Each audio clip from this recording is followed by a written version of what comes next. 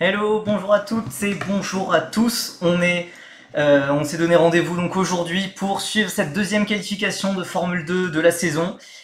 Beaucoup de choses à dire. Il y a eu des essais libres assez intéressants avec notamment un Français très en forme et c'est peut-être pas celui qu'on attendait. C'est pas Théo Pourchaire qui était. Théo Pourchaire s'est montré très discret le leader du championnat, mais c'est son coéquipier Victor Martins qui a été très impressionnant lors des essais libres.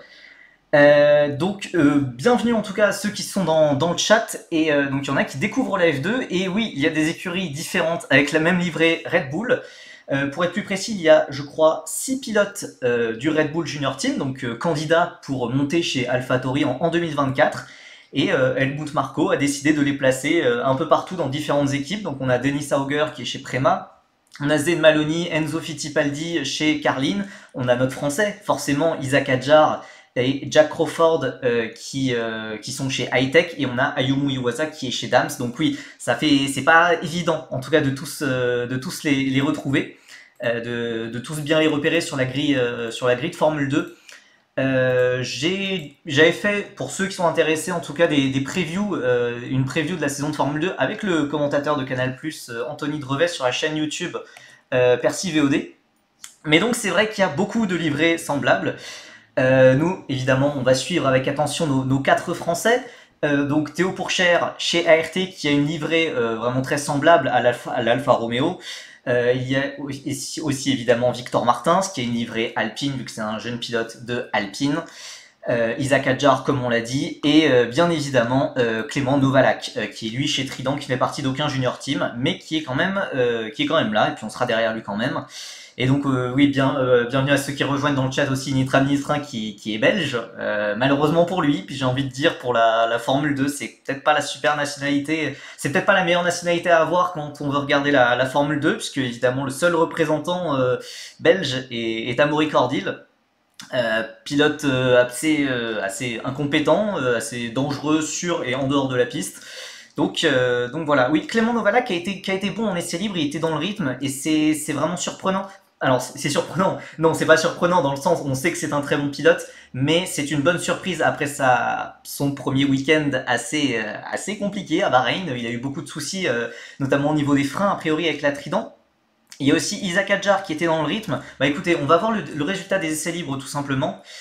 Qui est pas ici, haha, le live timing, le live timing n'est plus là, mince. Alors ça c'est mal organisé. Mais pardon. Donc c'était les prémas d'Oliver Berman et de Frédéric Vesti qui étaient en tête après un premier week-end très compliqué à Bahreïn avec 0 point marqué pour l'équipe transalpine. Donc Berman et Vesti devant. Et troisième, on avait Victor Martins,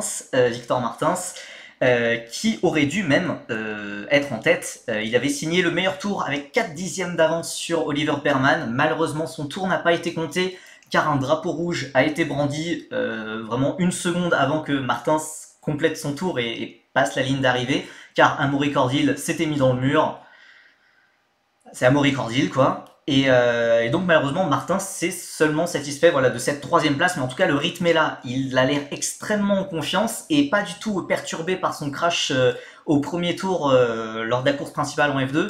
Il sait qu'il a perdu des gros points pour le championnat, et il a quand même pris une petite claque quand même par son coéquipier Théo Pourchaire qui est évidemment plus expérimenté. Mais là, sur ces essais libres, c'est Martins qui était devant, et c'était Martins qui était vraiment la ART impressionnante. Et c'est vrai que Pourchaire était dans le mal. Alors, il disait, a priori, aux essais libres, il avait un peu de mal avec le réglage, notamment au premier secteur. Comme je l'ai dit hier, Pourchaire à Jeddah, c'est le circuit où il est maudit. Donc, on va espérer un week-end sans encombre pour lui. Il a eu beaucoup de crashs, beaucoup de problèmes mécaniques à Jeddah sur les 2 dernières années. On espère que ça va bien se passer pour lui, mais c'est vrai que là, il était à une seconde. Il était à une seconde de son coéquipier Victor Martins. Donc, ouais, va vite falloir remettre les pendules à l'heure. Et surtout, ce qui était le plus inquiétant, il perdait du temps sur Martins dans les 3 secteurs. Et c'était souvent 2-3 dixièmes par secteur. Et bon, c'est des essais libres. Voilà. Mais en tout cas, c'est vrai que Victor Martins pourrait être le Français le plus à suivre dans cette qualification. Et oui, comme on le fait remarquer dans le chat, évidemment, Ça sera sûrement pas le dernier drapeau rouge du week-end, hein. Jeddah, on sait. C'est Jeddah, hein. F1 ou F2, même combat, il y aura des drapeaux rouges, il y aura des safety cars. On se rappelle aussi de la course principale de 2021, où justement d'ailleurs Théo Pourchaire avait eu son énorme crash au départ, où il avait calé et Enzo Fittipaldi lui était rentré dedans. Ça avait provoqué un drapeau rouge, il y avait eu énormément de safety cars, etc. Au final, il y avait eu que 5 tours, et donc la moitié des points seulement avaient été attribués aux vainqueurs et aux autres pilotes. Le vainqueur, c'était évidemment Oscar Piastri. Raiko Junior nous demande dans le chat, c'est pas Raiko, hein, c'est pas Kimi Raikkonen, c'est Raiko Junior, c'est son pseudo, c'est pas ma faute. T'as vu les 3 pages sur Enzo Deini dans Auto Hebdo? Non, pas encore, et j'ai vraiment envie d'attraper cet Auto Hebdo car j'ai vraiment envie de le voir. Pour la petite anecdote, allez, c'est le moment où on se où on se met bien, mais c'est grâce à moi que Auto Hebdo a pu avoir cette interview, vu que c'est le journaliste d'Auto Hebdo qui m'avait demandé le contact pour Enzo Deini.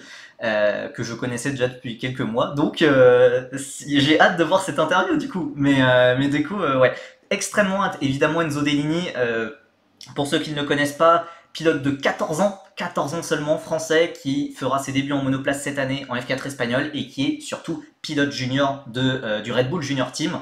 Donc évidemment ce sera un pilote qu'on surveillera de très près durant toute cette année.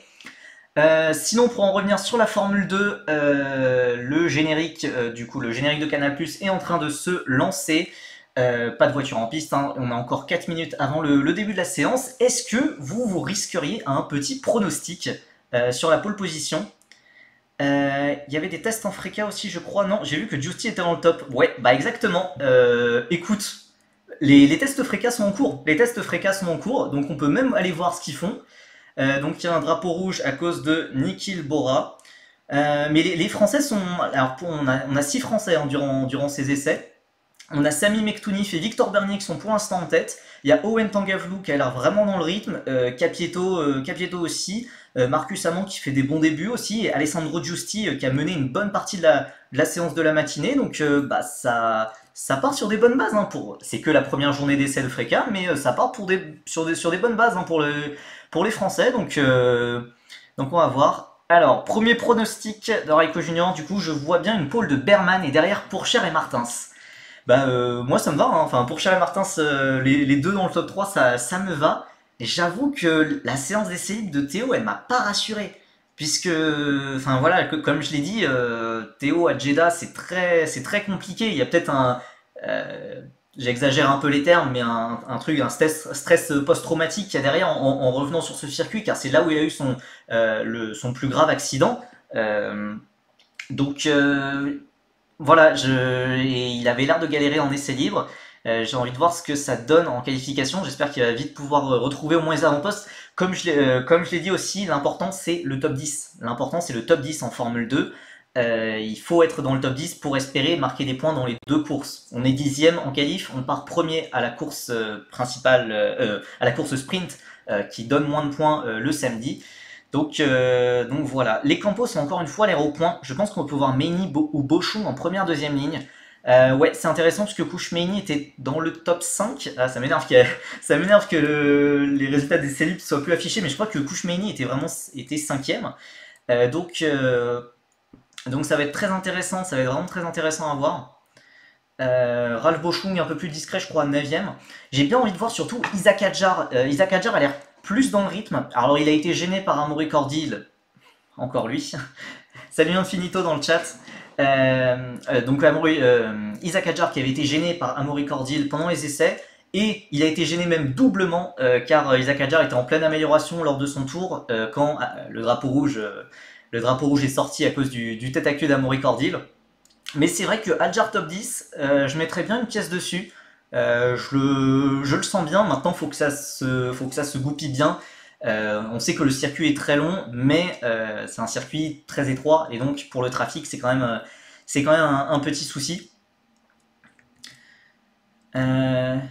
Ouais, c'est sûr. Oui, non, mais après, oui, il peut faire comme à Bahreïn, même si Hadjar fait pas top 10, il remontera sûrement lors des courses. Je me doute qu'il va remonter lors des courses, mais c'est sûr que partir dans le top 10, ça serait bien. Moi, je pense que la saison d'Isaac, elle doit vraiment commencer en Australie, car là les rookies seront à égalité avec tous les redoublants. Ils découvriront tous le circuit, alors que Jeddah pour un rookie ça doit vraiment pas être évident. Enfin, vraiment, c'est un circuit ultra particulier. Ah, je veux bien entendre l'anecdote d'Infinito sur Novalak et Martins, ça m'intéresse. Alors je sais que les deux sont très potes, ils s'étaient très bien entendus d'ailleurs en F3 en 2021, où ils allaient très souvent sur les podiums ensemble, les deux Français. Mais du coup voilà, Isaac Hadjar, une première top 10 pour vraiment lancer sa saison. Sa saison est déjà lancée, hein. Il est déjà 10ème au championnat, il a déjà marqué des points, donc voilà. Alors que les premières voitures sortent des stands, Canal Plus ne nous le montre pas, mais les premières voitures sortent des stands, donc évidemment dans l'ordre c'est les Trident d'abord, puis ensuite les PHM by Charouz, les Virtuosi, les Dams, les High-Tech, donc etc. Donc voilà, ça va tranquillement chauffer ses gommes.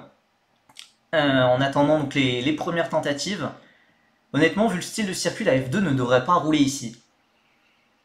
Je sais pas. C'est quand même un circuit très intéressant. C'est un circuit urbain, c'est un circuit technique, c'est un circuit. Y a quand même beaucoup de compliments sur le circuit. C'est un défi technique. C'est un défi technique et je pense que c'est intéressant pour les jeunes pilotes qui se préparent à la F1 de passer par ce genre de circuit ultra compliqué. Le problème, c'est qu'en Formule 2, il n'y a pas que des pilotes qui se préparent à la F1, il y a aussi des pilotes qui n'ont rien à faire là. Coucou Amaury Cordil, coucou Brad Benavides, Roy Nissany, etc. Tout ça quoi. Donc c'est le problème, c'est le problème. Imaginez par exemple la F3 à Jeddah, quel enfer ça serait avec 30 voitures et dont 10 qui n'ont rien à faire là, ça serait compliqué. Mais non, je pense honnêtement, j'ai plutôt confiance. Alors, on va voir si le week-end me donnera raison ou pas, mais j'ai plutôt confiance sur la promo 2023 de Formule 2. J'ai l'impression qu'ils sont quand même compétents. J'ai quand même foi en eux. Il y a très peu de mauvais pilotes, en tout cas. Il y a des pilotes moyens, c'est clair, mais il y en a toujours hein, dans tous les championnats. Il y a très peu de mauvais pilotes. Voilà, Cordil, Benavides, si on exclut eux, si on exclut aussi Nissany, qui a quand même pas mal d'expérience, mais maintenant, il a quand même une certaine vitesse, en tout cas. Enfin, voilà. Je pense qu'honnêtement, cette promo 2023 de F2 peut faire de très belles choses, peut montrer un très beau spectacle. Après, Jeddah, que ça soit en F1 ou en F2, on sait qu'il va y avoir du drama, qu'il va y avoir des safety cars. Donc, c'est à cause de cet écart entre pilotes, ouais, bah, que je n'aime pas la présence de ce circuit dans le calendrier. Je sais pas, ouais, non, mais je comprends, mais je suis un peu mitigé personnellement. Alors, on a l'anecdote de Infinito. Je roule très régulièrement au simulateur avec Mathis Poulet, ouais, ancien pilote de F4 France. Et il a déjà roulé avec Novalak et Martins plus jeune et m'a toujours dit que Novalak était meilleur que lui. La semaine dernière, après la course, il m'a contacté pour me dire qu'il s'était bien trompé sur le cas Martins. Ah, je savais pas que Novalak avait roulé autant avec Martins, puisque Novalak, pour ceux qui l'ignorent, il n'est pas que français, il est aussi suisse et il est aussi britannique. Donc voilà, beaucoup de nationalités. Et je savais pas qu'il avait roulé autant avec Victor Martins. Euh, mais, euh, mais du coup, ouais, Victor Martins, c'est quand même un pilote très sous-coté. Je l'ai beaucoup dit durant l'intersaison, à la fois sur Twitter, à la fois sur Twitch, hein, depuis que je me suis lancé il y a plus d'un mois. Voilà, pilote très sous-coté. Donc, et puis là, voilà, il a surtout une expérience incroyable. Il a toujours fini dans le top 5 des championnats, que ce soit en F4, que ce soit en Formule Renault, que ce soit en F3. Peu importe l'équipe, peu importe son expérience, il a toujours fini dans le top 5. Et au pire 5ème, au mieux 2ème ou premier, comme voilà, c'est le tenant du titre de la Formule 3, faut le rappeler. Premier pilote à remporter la Formule 3 en n'étant pas dans une préma, ce qui est quand même assez incroyable. On a les premiers tours, les pilotes sont toujours en train de chauffer leur gomme, hein, donc pour l'instant, j'essaye de voir aussi s'il y a un décalage entre Canal Plus et le live timing, puisque ça arrive malheureusement un peu trop souvent. Ouais, bon, il va y avoir un petit décalage de 30 secondes, donc on va essayer de voir ce qu'on peut faire. Nissany, j'ai toujours peur que sur un freinage, il éclate 4 voitures d'un coup. Nissany, ouais, bah c'est. Tant qu'il sera là, écoute, c'est le souci. Hein, Après, normalement, avec toute l'expérience qu'il a, voilà, faudrait qu'il passe à autre chose. Hein. Enfin, c'est pas un si mauvais pilote non plus. Hein. Il a quand même, je crois, il est déjà monté sur un podium de F2, je veux dire. Donc voilà, il est pas si mauvais, mais il est juste très irrégulier, quoi. C'est vraiment pas foufou, quoi. Et le problème, ouais, j'en avais aussi parlé sur Victor Martin, c'est qu'il peut faire la saison de sa vie, il peut ultra dominer la F2, il va y avoir le même souci que pour Piastri l'an dernier. Donc il n'y aura pas de place chez Alpine, à moins d'un désastre pour Gasly ou Ocon, mais on n'a pas l'air de se diriger vers ça, enfin ça a l'air plutôt d'être un duel équilibré, hein. Après on va pas... Il n'y a eu qu'un seul Grand Prix, mais pour l'instant, il n'y a pas de raison de se dire que l'un des deux va faire une saison cata et va être viré à la fin de l'année. Donc chez Alpine, il n'y a pas de place. Et Alpine n'est pas comme Red Bull, ils peuvent pas placer leur pilote ailleurs. Donc ouais, Victor Martins, je suis vraiment content qu'il performe, mais voilà, pour faire quoi derrière, c'est le problème. Et ça risque de faire le même problème que Oscar Piastri, donc avec du drama potentiel derrière, on ne sait pas. Allez, on a les premiers pilotes, je pense, qui partent sur des tours lancés. On a Roman Stanek, Nissany, Novalak qui est pour l'instant sur le meilleur premier secteur absolu.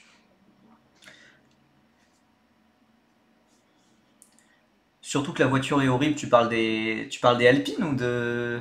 Tu parles des Alpines F1, la voiture elle est pas horrible, elle est 5ème, 6ème, enfin... La voiture est horrible, c'est la As 2021, hein, Bon, pour l'instant, les premiers secteurs qui tombent, pour l'instant, c'est Ayumu Iwasa qui est le plus rapide. Tous les pilotes sont en piste. Les campos sont partis un peu tard d'ailleurs. D'ailleurs, je regarde la formule de promotion depuis peu, mais pourquoi Martin n'a jamais eu une bonne réputation? Il est archi sous-côté alors qu'il n'est pas à la rue face à Pourchère qui était vu comme le crack de ouf. Et bah, c'est le problème du jeunisme, si on peut dire ça comme ça, les formules de promotion. C'est le gros problème, c'est que Victor Martins, il est 2 ans plus âgé que Théo Pourchaire. Martins est un 2001, Pourchaire est un 2003. Et bah, Pourchaire, il a quand même plus de budget aussi que Victor Martins. Et Pourchaire a pu grimper les échelons plus rapidement. Il a pu passer à la F3 très rapidement. Il a commencé plus tard en monoplace, en F4, que Victor Martins, mais il a pu passer en F3 avant lui. On lui a fait un peu griller les étapes très rapidement et voilà, en fait, voilà, Martin se retrouve en F2 avec 2 ans d'expérience de F2 de moins, mais ben voilà, il y a des niveaux d'expérience totalement différents. Alors que les premiers tours commencent à tomber. Pour l'instant, on a les Dams, mais pour l'instant, c'est vraiment pas très représentatif, hein. Les écarts sont vraiment très grands. On a Novalak qui a 1 seconde, Douane qui a 5 dixièmes. Par contre, Victor Martins, les 2 meilleurs premiers secteurs absolus, hein, 37-3, 32-5. Et comparé à Pourchaire, Pourchaire est loin. Oliverman qui prend le meilleur tour. Je pense que Victor Martins va très vite prendre le meilleur tour. On attend son passage sur la ligne alors que mon stream canal plante, du coup je suis sur le live timing comme vous.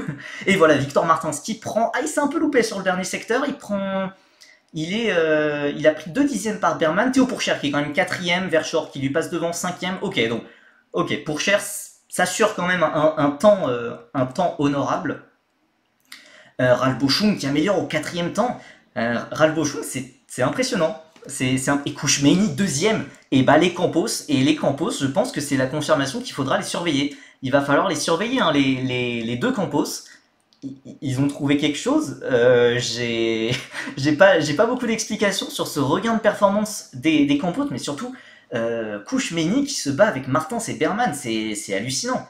C'est hallucinant. Le pilote indien qui est la surprise de la saison. Alors oui, Martins fait un excellent début de saison, mais Martins, on pouvait l'y attendre. Kouchmeini, personne ne l'attendait à pareil niveau.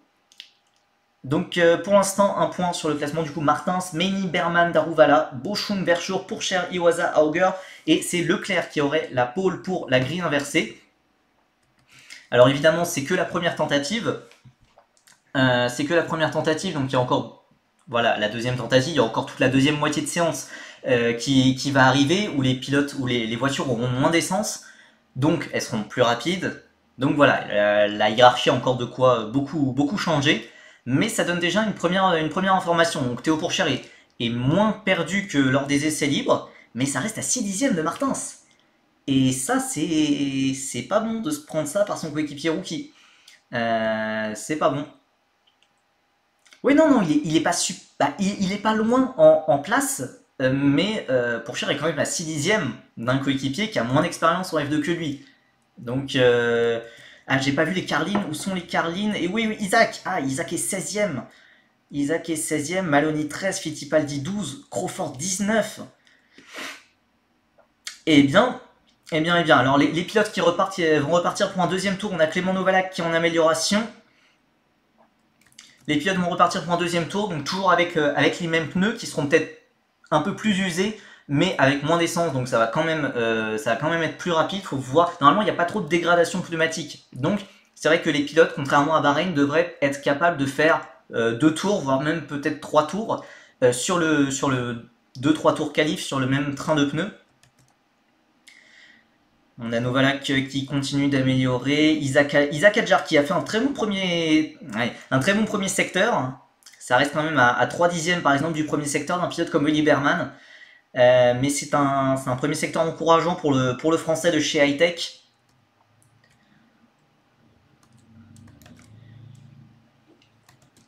Et Martins, mais alors Martins nous fait exactement la même qualification que Théo Pourchaire à Bahreïn. C'est 37-1 au premier secteur. Ça, ça va devenir humiliant très rapidement. Hein. Arthur Leclerc qui prend le meilleur temps, mais je ne pense que ça sera que très provisoire. Ça sera que très provisoire seulement pour Arthur Leclerc, car derrière ça améliore fort. Hein. Ça améliore fort. On a Frédéric Vesti qui a l'air pas mal, qui est dans les mêmes temps qu'Arthur Leclerc. Arthur Leclerc, très bon début de saison aussi, hein, faut le souligner. Et Martins qui a fait le meilleur deuxième secteur absolu, mais qui est battu par Théo Pourchaire. Peut-être la réaction du champion, à moitié, car Pourchaire s'était quand même pris 4 dixièmes au premier secteur. Et évidemment, hein, pour répondre dans le chat, évidemment, pour moi, Pourchaire a totalement souffert d'avoir gravi trop vite les échelons. Il a sauté la formule régionale. Pour moi, c'est pas la bonne chose à faire. Et ça lui a coûté notamment en Formule 2, puisqu'en Formule 2, il y a beaucoup de gestion, d'intelligence de course. Il a manqué beaucoup de choses à Pourchaire. C'est pour ça qu'il a mis un peu de temps à performer. Victor Martins, qui n'a pas amélioré, il s'est loupé sur le dernier secteur.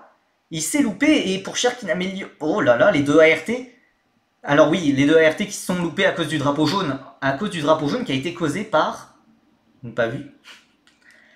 J'ai pas vu, mais malheureusement, les deux Martins et Pourchaire ont dû ralentir. Ils ont tous les deux dû ralentir et drapeau rouge.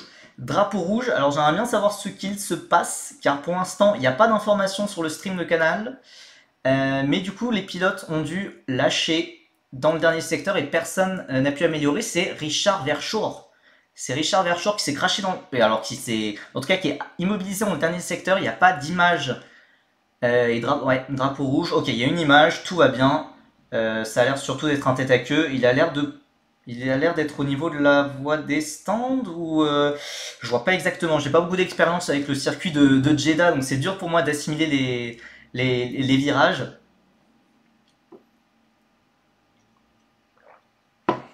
Ah mais avec 15 secondes de retard sur F1 TV, ouais bah c'est sûr, c'est difficile puisque le live timing est en avance sur la F1 TV et la F1 TV est elle-même en avance sur... Ah oui, ouh, ça aurait pu être très dangereux, je crois que c'était Victor Martins qui le suivait de près derrière. Non, c'était son coéquipier, Juan Manuel Correa, donc rien à voir. Mais donc oui, alors le virage très piégeux, je crois que c'est ce virage d'ailleurs où Théo Pourchaire s'était crashé d'ailleurs il y a 2 ans, où il a failli revenir sur la piste. Et ça aurait pu être dangereux, hein, parce que Correa arrivait lancé pleine balle. Donc drapeau rouge, et c'est dommage puisque Martins et Pourchaire étaient vraiment en bonne amélioration. Martins allait prendre le meilleur temps. Ouais, c'est un peu dommage. C'est un peu dommage. Après, c'est quand même pour l'instant 2ème, 8ème. Et pour l'instant, on a donc Arthur Leclerc. Arthur Leclerc, très opportuniste. Qui signe le meilleur temps, très provisoire encore, puisque comme je l'ai dit, donc là tout le monde va rentrer au stand, tout le monde va chausser un nouveau train de gomme, des nouveaux pneus tendres, et ils auront moins d'essence. On n'a pas le droit de remettre de l'essence par exemple, donc on ne peut mettre de l'essence qu'au tout début de la séance. Donc c'est pour ça que les tours au début de séance sont forcément plus lents que les tours de fin de séance. Ouais, en course ça aurait pu être ultra dangereux, mais après comme on l'a dit, c'est Jeddah, c'est un circuit dangereux et je pense que, enfin voilà, tous les virages à l'aveugle, et encore ils sont un peu moins à l'aveugle que les années précédentes, mais on sait que c'est l'un des circuits les plus dangereux, les plus techniques. Ça c'est le terme pour rester poli, pour rester amélioratif envers le circuit, mais ça reste quand même un circuit très dangereux. Bah, toutes les voitures Red Bull en F2, c'est sûr que c'est pas très beau. Bah, après, ça donne des images sympas à Bahreïn, notamment quand bah, il y avait Isaac Hadjar qui se battait avec Iwasa, qui se battait avec Maloney, Fittipaldi et tout. Et bah, ça donnait des images un peu bizarres avec quatre Red Bull qui se battent ensemble. C'est c'est assez particulier à voir. Euh, mais, euh, mais du coup, voilà, pour l'instant, Hadjar c'est 14e. Euh, je, je, je pense il était en train. Il s'était un peu loupé sur le deuxième secteur, malheureusement. Mais lui aussi, il était en amélioration. C'est frustrant. C'est frustrant le temps de Théo Pourchère qu'il n'ait pas pu finir parce que je pense que ça aurait pu vraiment le faire remonter dans les premières places. Mais c'est surtout la deuxième tentative qui va être que dire, la plus importante. Je vais profiter, je pense, de ce petit moment de creux pour faire une petite coupure publicitaire, puisque maintenant j'ai le droit sur ma chaîne, je ne sais pas si vous avez remarqué, en tout cas pour ceux qui n'ont pas de bloc, mais il y a des coupures publicitaires sur la chaîne qui m'aident à gagner des centimes. C'est les premiers centimes du coup que je peux gagner, donc je vais mettre une coupure publicitaire vu qu'il n'y a aucune voiture en piste, on profite du drapeau rouge et on se retrouve tout de suite.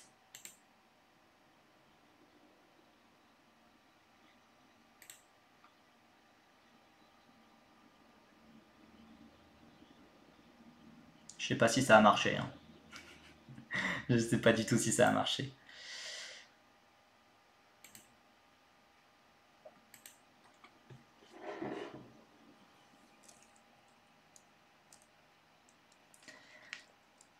Alors, pour ceux du coup qui n'ont pas, voilà, ils n'ont pas de pub, pas de mon côté. Ah, c'est terrible. Je sais pas si c'est à cause de Adblock, mais normalement, Twitch me dit qu'il y a une pub en ce moment. Donc, écoutez, je comprends vraiment pas comment Twitch marche, hein. Je suis un boomer visiblement, mais parfois il y a des pubs, parfois il y en a pas.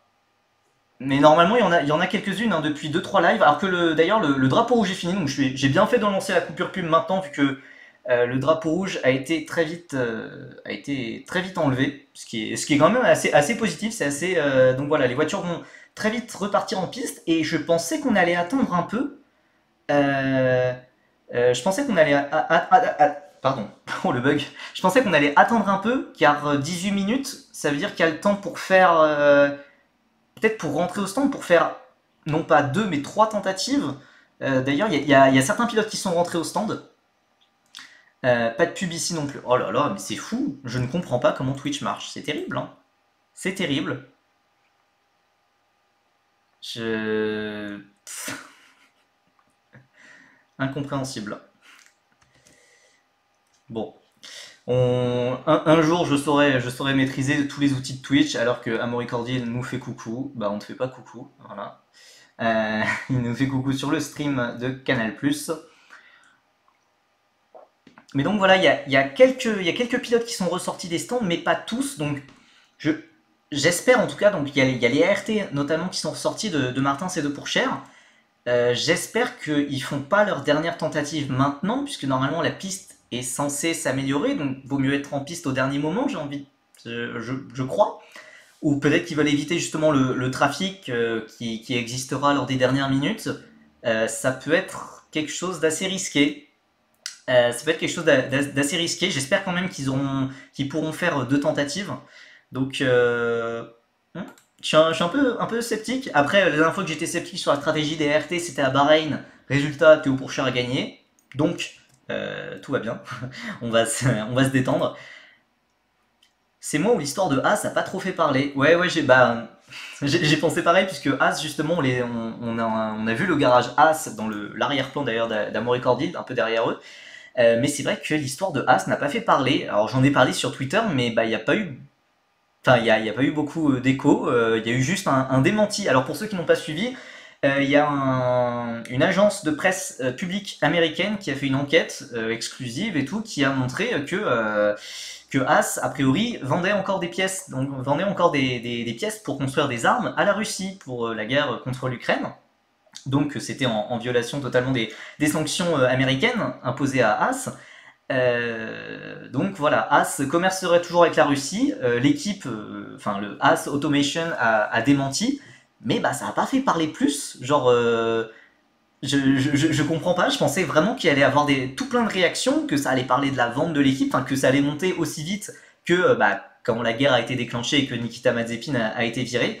Là on a donc ouais je ne comprends pas je ne comprends pas ce manque ce manque de réaction totale de la F1 des instances dirigeantes des voilà il y a quand même quelques médias un peu qui en ont parlé mais je ne saurais je ne saurais dire pourquoi il y a eu voilà, les gens ont préféré parler de la séparation de Lewis Hamilton et de sa physiothérapeute Angela Cullen, qui est c'est vrai assez marquante quand même, mais personne n'a parlé de ça. On parle Formule 1, mais aussi on parle Formule 2, puisque la qualification a repris. Victor Martin et Théo Pourchaire alors Théo Pourchaire a amélioré son premier secteur, mais pour l'instant ils ils ne sont pas en amélioration. Alors ils avaient fait des meilleurs tours avant que le drapeau rouge n'intervienne, donc ils ne sont pas en amélioration. On va voir, il y a quand même donc Martin, ce n'est pas en amélioration. Il passe sur la ligne et non, ça n'améliore pas. Attendez, j'essaie de comprendre parce que je pense que le live timing n'est plus à jour. Le live timing ne montre pas que Martin et Pourchaire sont sortis et Martin et Pourchaire sont rentrés directement au stand. Alors là, je pense. Alors ma théorie, c'est qu'ils ont gardé les mêmes pneus. Qu'ils ont voulu un peu compléter leur tentative avortée du drapeau rouge, mais oui, du coup, ils sont rentrés au stand et ils n'ont pas amélioré. Soit. Je comprends pas trop. je comprends pas trop, parce que du coup, ils ont un peu fini ces pneus. Pourquoi pas? Pourquoi pas? Les autres pilotes, du coup, tout le monde est rentré au stand, et donc tout le monde va attendre la deuxième moitié de la dernière partie de séance avec la deuxième tentative. On va chausser des nouveaux trains de pneus. Ouais, c'est ça, c'est pour user de l'essence. Ah, bien vu. Oui, non, mais c'est ça, c'est pour user de l'essence sans entamer le nouveau train de pneus, le train de pneus de la deuxième tentative. C'est une excellente remarque dans le chat. Mais ils vont avoir moins d'essence que les voitures qui sont restées au stand ces 5 dernières minutes. Donc oui, ça peut peut-être jouer, ça peut peut-être avoir un petit avantage. On va voir ce que ça donne, mais en tout cas, voilà, c'est le moment. Maintenant, tout le monde ressort des stands. Alors, on a le sourire chez Virtuosi, je sais pas trop pourquoi. Alors, Douane est 5ème, c'est certes mieux qu'à Bahreïn, mais. Ouais, non, c'est pas bête. C'est pas bête, j'y ai pas pensé. Et puis, je pense qu'il faut pas me demander mon avis sur les stratégies de ART, car à chaque fois, je dis je comprends pas, mais, mais au final, ça marche, ou il y a de l'intelligence derrière. Après, je sais pas encore si ça marche, il faut voir évidemment. Cette dernière tentative, il reste 12 minutes. Il reste 12 minutes.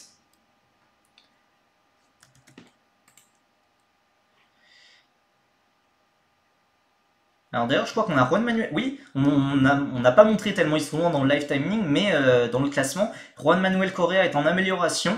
Donc lui, il est sur un tour lancé. Ouais. Bon, ça n'a pas l'air d'améliorer de toute façon. Bon, on peut se la refaire maintenant. Pronostic. Est-ce que, enfin, moi en fait, je vois que Victor Martins en pole position.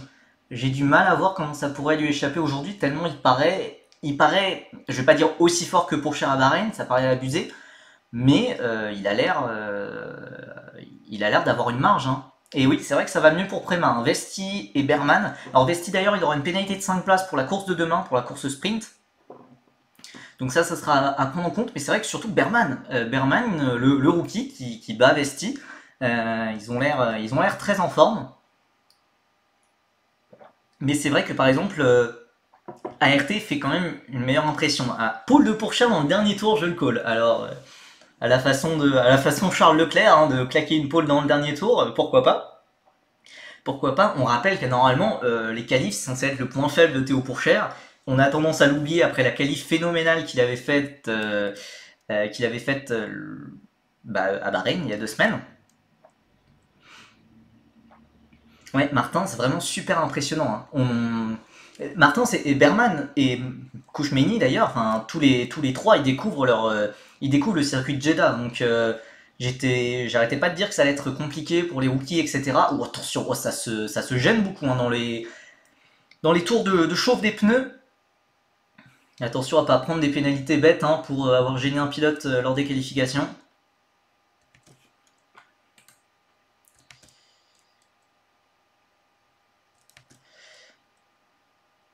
Bon, pour l'instant, je pense que voilà, non, on ne part pas encore sur un nouveau tour. Il y a énormément de trafic, on a l'impression d'être en course. Énormément de pilotes qui tentent de se dédoubler des autres.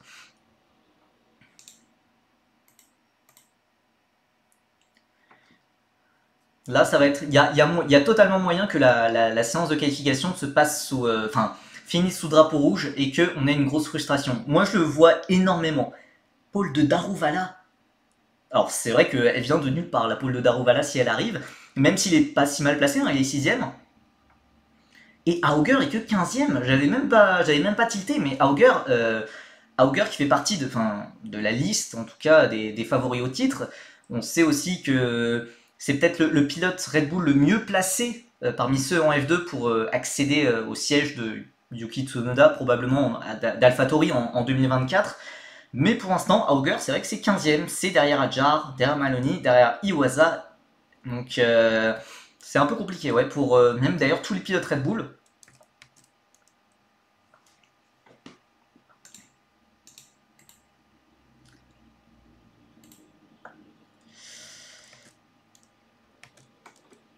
Mais ouais, moi je vois bien la qualif qui s'interrompt sous drapeau rouge. Et genre, on a.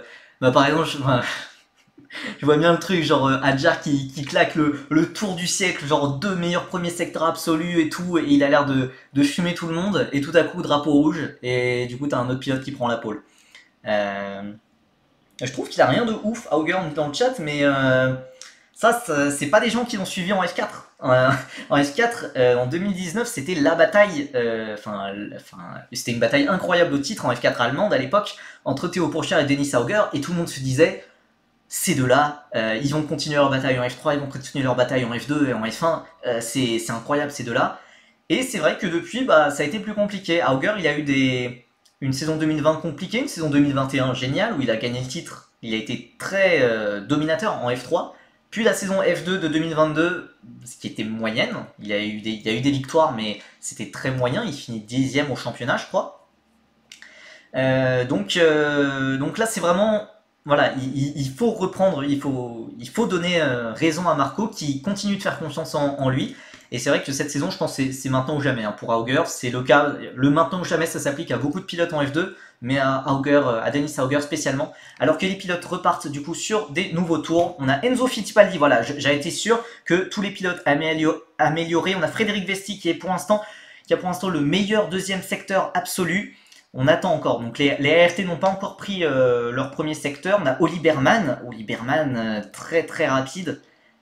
Et Martins 36-8 dans le secteur 1. Victor Martins, c'est 7 dixièmes plus rapide que Berman, c'est 5 dixièmes plus rapide que Daruvala.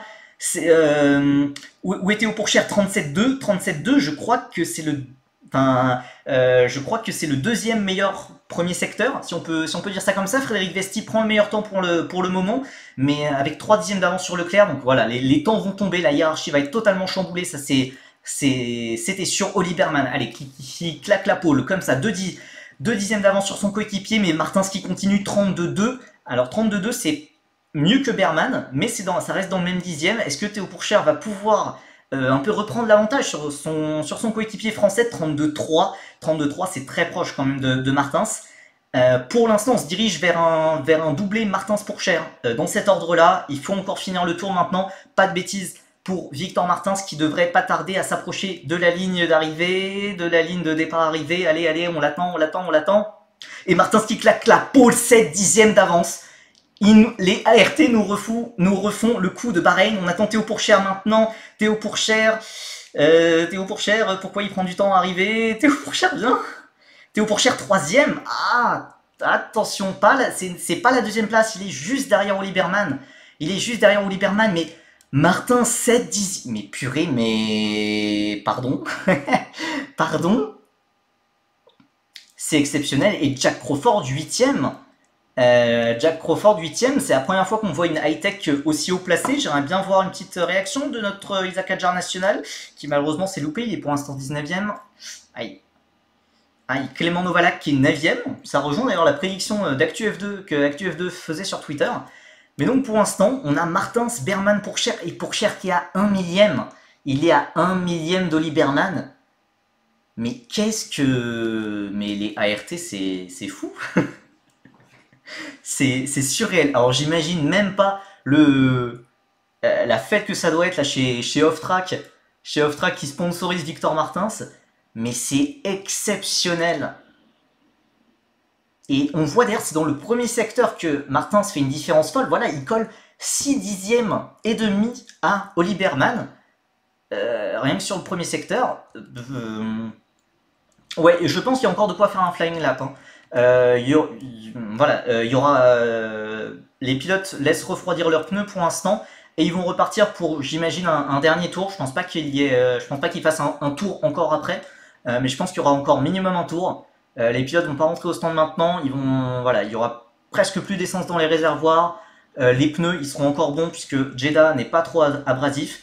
Mais ouais, en plus vraiment l'écart, ouais, on peut se demander, c'est comme s'ils avaient Martins et Pourchère avaient échangé de voiture. C'est exceptionnel. Purée, je n'en reviens pas. Et Arthur Leclerc, ouais, alors j'ai l'impression qu'il a même pas amélioré, il est 12ème. Surtout, il est à la pire place. Hein. En tout cas, les deux dames sont aux pires places, 11ème et 12ème. Donc ça veut dire qu'ils vont pas profiter du tout de la course à grille inversée. Enfin, de la grille inversée. Il reste 4 minutes, donc voilà, tous les pilotes qui repartent pour un nouveau tour, qui repartent et qui améliorent. Oli Berman, 37.1, Frédéric Vesti, 37.3. Oli Berman, bah, ça reste encore quand même à 3-4 dixièmes, à peut-être même 5 dixièmes. Non, pardon, à 3-4 dixièmes du premier secteur de Martins. Daruvala 37.1. 37.1 c'est très rapide, mais comparé à Martins, c'est mauvais. C'est mauvais.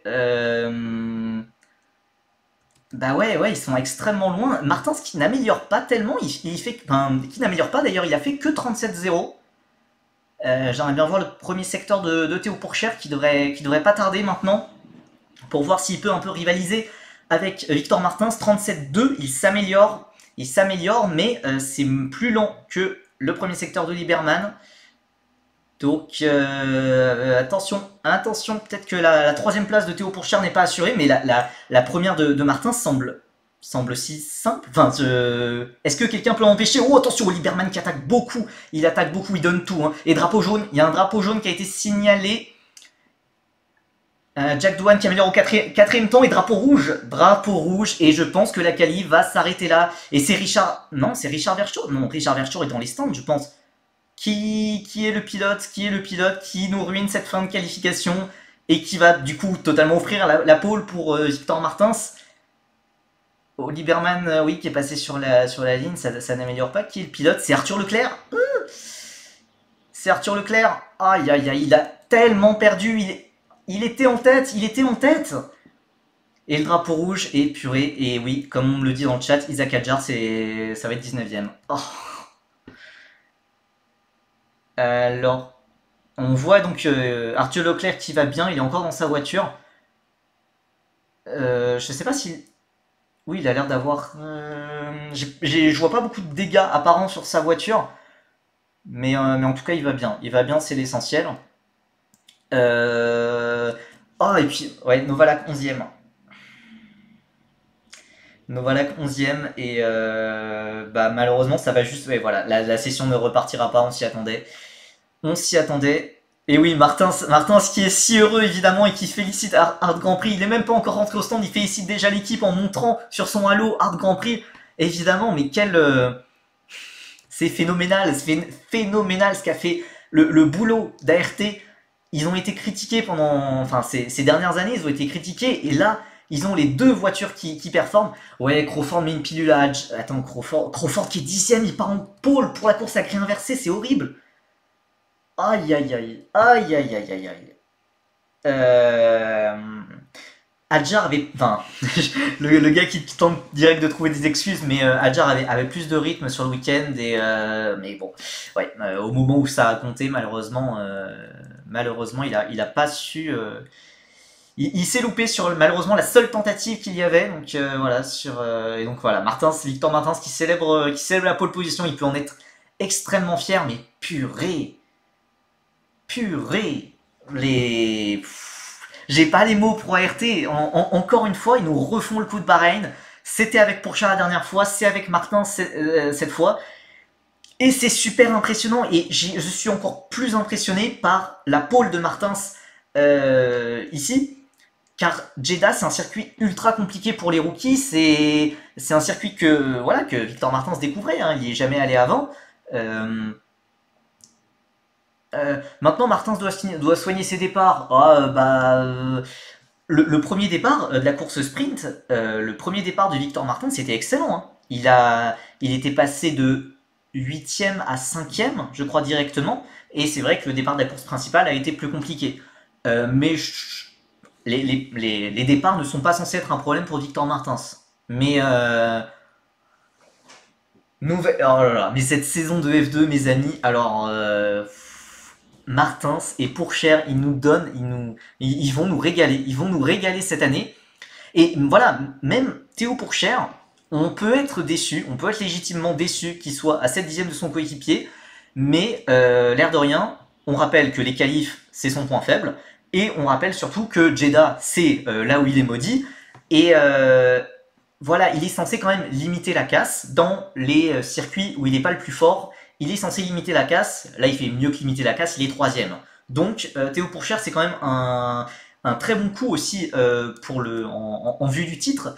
Enfin, en vue du titre, en vue du championnat au moins, parce que le titre, on en est encore très loin. Mais puisque c'est rivaux, en tout cas, Ralf Boschung n'est que 9e, Vesti est 7e, Oliverman, alors certes, est 2e. Mais en tout cas, c'est un très bon point. Donc Douane est 4, Iwasa 6, Vesti 7. Il n'y a pas beaucoup de favoris qui sont passés au travers à part Denis Sauger. Denis Sauger, Zayn Maloney, au purée. Alors, j'espère qu'il n'y a pas un débriefing de Helmut Marko avec ses pilotes là, puisque ça va piquer. Hein. Adjar 19, Maloney 17, Auger 15, Fittipaldi 14. Et c'est compliqué. C'est compliqué là pour les pilotes Red Bull et malheureusement, y compris pour Isaac Adjar. Après, ça reste Jeddah. Il y a énormément de choses qui peuvent se passer en course. Les 2 dernières années nous l'ont vraiment montré avec beaucoup de safety cars, beaucoup de crash, etc. Je me demande si on n'a pas la meilleure grille de F2 depuis 2018. Et bah, c'est pas impossible. Vraiment, moi j'ai énormément d'espoir sur cette grille-là. J'avais déjà beaucoup d'espoir, malheureusement, sur la saison précédente. Je pensais vraiment qu'il allait avoir un niveau exceptionnel. Ça a été l'une des pires saisons. Mais là, on a l'impression qu'ils répondent aux attentes, les pilotes, et que ça nous donne vraiment des batailles folles. Et en plus, en bonus, on a les Français qui dominent. Donc, alors, on avait qui déjà en F2 en 2018 puisque là, comme ça, tu me prends un peu à chaud, là, comme ça. Russell, Norris, Albon, De Vries. C'est vrai que déjà, là, c'est du haut niveau. On a Antonio Foucault, quand même, qui n'est pas rien, qui a d'ailleurs fait la pole aux 1000 miles de Sebring hier, donc avec Ferrari en hypercar. On a Latifi, 9ème, mais enfin bon, voilà, c'est quand même pas un mauvais pilote. C'est un mauvais pilote pour la F1, mais sinon c'est un bon pilote. De Letras, Etken Meri, Maximilian Gunther, très bon pilote aussi. Le Ralf Boschung qui était déjà là, c'est incroyable de voir Ralf Boschung qui était. Boccolacci, Roy Nissany était déjà là, purée. Ok. Et bah tu vois, j'ai envie de dire qu'on a peut-être une meilleure grille. On a peut-être une meilleure grille qu'en 2018. Puisque là, je sais pas, on a Pourchère, on a Maloney, on a Kouchmeini qui est vraiment une surprise géniale. On a Verschoor qui est très solide, on a Iwasa, Auger, Leclerc, Martins, Adjar, même Daruvala, Fittipaldi sont pas mauvais. On a Douane, on a Crawford, Novalak, Stanek, Berman, Vesti. Pour moi, c'est vraiment plus solide qu'en 2018. Et donc, et oui, d'ailleurs, on fait remarquer dans le chat Kouchmeini 8ème. Kouchmeini 8ème. Et devant son coéquipier Boschung, les Campos ne sont plus une équipe de fond de grille. C'est officiel. C'est officiel, 8ème et 9ème, ils vont avoir un très gros coup à jouer lors de la course à grille inversée. puisque Jack Crawford, honnêtement, j'ai pas confiance. Pour moi, sa 10e place relève plus à de la chance qu'autre chose. En tout cas, pas de la chance, non. Non, pas de la chance. Euh, c'est pas de la chance, car il a fait quand même un bon tour au bon moment et avant le drapeau rouge, chose que n'a pas pu faire malheureusement Isaac Adjar. Mais voilà, Jack Crawford, depuis le début de la saison, c'est pas bon. Enfin, en tout cas, le rythme n'est clairement pas là. Donc, honnêtement, je vois pas Jack Crawford tenir pour la course sprint. Mais ouais, je suis vraiment pas convaincu par Crawford. Novalak, du coup, il partira 10e pour la course demain à grille inversée, car Vesti a une pénalité de 5 places, on le rappelle. D'ailleurs, je dis sûrement n'importe quoi, puisque Vesti partira 4e avec la pénalité de 5 places, il partira 9e. Il partira 9e. Frédéric Vesti, donc non, Novalak partira 11e, oubliez ce que je viens de dire. Mais donc oui, la renaissance de Campos, incroyable. Incroyable, et même aussi bien en F2 qu'en F3, donc c'est même pas un truc de pilote, on a vraiment l'impression que toute l'équipe a monté en grade, et qui, genre, je sais pas, ils suivent l'exemple de l'équipe de F4 espagnole qui a écrasé le championnat. Bah, on a l'impression. Alors, peut-être que c'est les ingénieurs de F4 espagnol qui sont montés en. Non, bah non, enfin, ça peut pas être aussi rapide, ça peut pas être. Ça peut pas. Ça peut pas expliquer une renaissance aussi folle. Mais en tout cas, c'est vraiment très positif. Arthur Leclerc, c'est vraiment décevant de finir 13e alors qu'il menait la qualification à un moment donné. Auger 15, voilà, c'est compliqué. Écoutez, je pense qu'on va se laisser sur cette magnifique pole de Victor Martins. Avant cela, j'ai envie de vous partager un article qui a été fait sur Feeder Series juste avant le début de la saison, qui a été fait par la rédactrice de la F4 brésilienne, donc rien à voir, mais c'est sur Victor Martins. Et on se demandait comment il pouvait, malgré le fait qu'il ne soit qu'un rookie, comment il ne pouvait comment il pouvait être une menace à Théo Pourchaire, comment il pouvait être une menace pour ses espoirs de titre. Et bah écoutez, certains ont ri de Feeder Series, certains ont ri de cet article en début d'année en disant que bah non, c'est n'importe quoi, bah Martins il va rien faire du tout face à Pourchaire et tout. Et voilà, on est là, deuxième qualification, Victor Martins fait la pole position à Jeddah, 7 dixièmes et demi devant Oliver Berman, deuxième, et Théo Pourchaire, troisième. Donc, Victor Martins, faudra compter sur lui cette année, il faudra compter sur sa vitesse, sur sa régularité. Il faut juste maintenant, voilà, comme on l'a dit, des bons départs, sans accrochage au départ. Car vraiment, sans l'accrochage au départ à Bahreïn, il serait facilement deuxième ou troisième au championnat déjà, et ça serait pas la même. Donc, exceptionnel Victor Martins, et on a très hâte de voir la suite du week-end. Je vous passe aussi rapidement les horaires, de toute façon vous pouvez les retrouver très facilement sur les différents médias de Canal+, de la F1, de la F2. Les horaires de la Formule 2, donc la course sprint sera à 16h10, c'est sur les antennes du groupe Canal+, évidemment. Les qualifications de F1 à 18h, vous le savez. À 14h dimanche à 14h, on se retrouvera pour suivre tous ensemble du coup la course principale avec Victor Martins qui partira en pole position pour Cher 3ème. On a très très hâte de suivre tout ça. Mais donc voilà, rendez-vous dimanche à 14h. Et ensuite, il y aura donc le Grand Prix de F1 à 18h. Et lundi à 18h30, on se retrouvera pour le traditionnel, j'ai envie de dire, allez, pour le traditionnel débrief de Formule 2. J'espère qu'il y aura beaucoup de choses à dire et qu'on pourra se réjouir peut-être d'une nouvelle Marseillaise grâce à Victor Martins. En tout cas, il a commencé très très fort son week-end, le pilote de l'Alpine Academy. Et donc d'ici là, je vous dis à bientôt sur Twitter. Et merci d'avoir été nombreux pour suivre à la fois dans le chat, à la fois juste pour regarder. Vous avez été nombreux sur ce live, donc ça fait plaisir. Et donc d'ici là, je vous dis à bientôt sur Twitter ou à dimanche sur Twitch. Salut!